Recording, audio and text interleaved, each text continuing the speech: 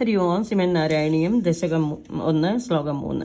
സത്വം യത്തത്പരാഭ്യാം അപരികലനതോ നിർമ്മലം തേന താവാൻ ഭൂതേർഭൂതേന്ദ്രിയൈസ്തേ വപുരിതി ബഹുശഃ ശ്രൂയത്തെ വ്യാസവാക്യം തൽസജ്ജത്വാന്യദ്വിജാതിത പരസുഖജിത് ഗർഭനിർഭാസരൂപം തസ്മിൻ ധന്യാരമന്ദേ ശ്രുതിമതിമധുരേ സുഗ്രഹേ വിഗ്രഹേ തേ.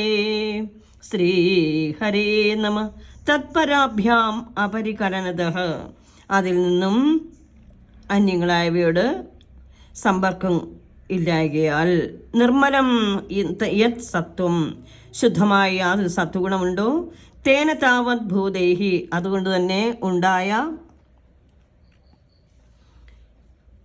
ഭൂതേന്ദ്രിയൈഹി, ഭൂതങ്ങളെക്കൊണ്ടും ഇന്ദ്രിയങ്ങളെക്കൊണ്ടും ആകുന്നു അങ്ങയുടെ തേ വപുഹ് ഇതി, അങ്ങയുടെ ശരീരമെന്ന് വ്യാസവാക്യം ബഹുശഃ, വ്യാസഭഗവാൻ പല പ്രാവശ്യം പറഞ്ഞതായി ശ്രൂയതേ, കേൾക്കുന്നു, അറിയുന്നു.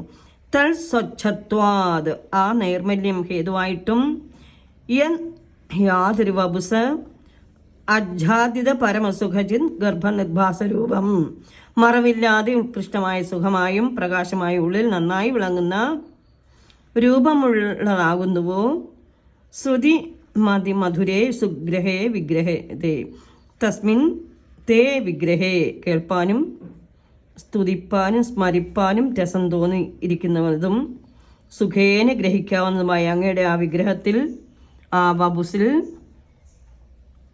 ഭാഗ്യശാലികളായ ജനങ്ങൾ രമിച്ചുകൊണ്ടേയിരിക്കും. ധന്യാ രമന്തേ, ഭാഗ്യശാലികളായ ജനങ്ങൾ രമിച്ചുകൊണ്ടേയിരിക്കുന്നു. ആച്ഛാദിത രൂപം, മറവില്ലാത്തതും ഉത്കൃഷ്ടവുമായ സുഖവും പ്രകാശവും നിറഞ്ഞ് നിശേഷം വിളങ്ങുന്ന സ്വരൂപത്തോടു കൂടിയതാണ് എന്നിങ്ങനെ ആകാം. അവിടുത്തെ സ്വരൂപം ശുദ്ധ സത്വാത്മകമാകുന്നു. ഭഗവാനെ അവിടുന്ന് രജസ് തമസ് എന്നീ 2 ഗുണങ്ങളോടും